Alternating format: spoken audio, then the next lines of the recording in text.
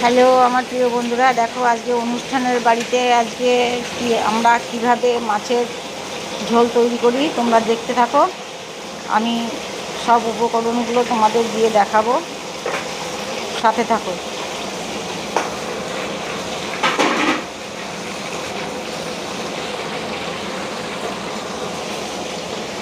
এখানে কড়াই গরম হয়ে গেছে, তেল দিয়ে দিলাম, একটা শুকনো লঙ্কা দিয়ে দিলাম, কটা তেজপাতা দিয়ে দিলাম, এবার কটা এলাচ দিয়ে দিলাম, দেখতে থাকো। এবার গোটা জিরে দিয়ে দিলাম, রসুন বাটা দিয়ে দিলাম, আদা বাটা দিয়ে দিলাম,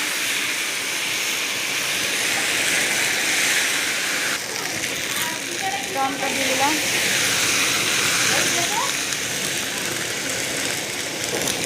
এবার এটাকে একটু ভালো করে কষতে থাকবো।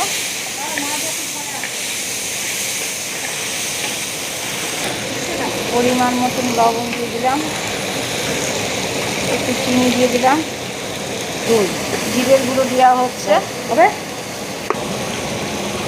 এবার জিরের গুঁড়ো দেওয়া হচ্ছে পরিমাণ মতন, একটু সামান্য জল দিয়ে দিলাম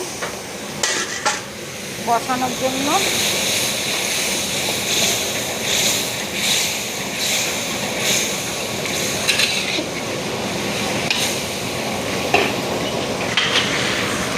এর মধ্যে বাদাম বাটা আছে, চালমগজ আছে, পোস্ত আছে, দিয়ে দিলাম।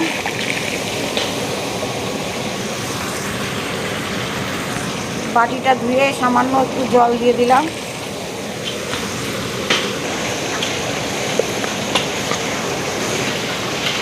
এবার পরিমাণ মতন হলুদ দিয়ে দিলাম,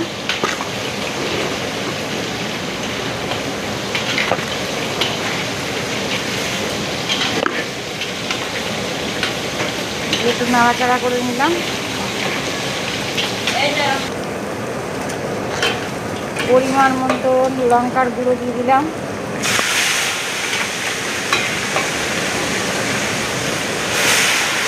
আবার একটু নাড়াচাড়া দিয়ে নিলাম।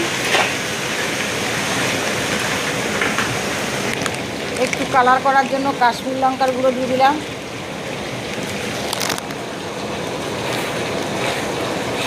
আবার একটু নাড়াচাড়া করে নিলাম,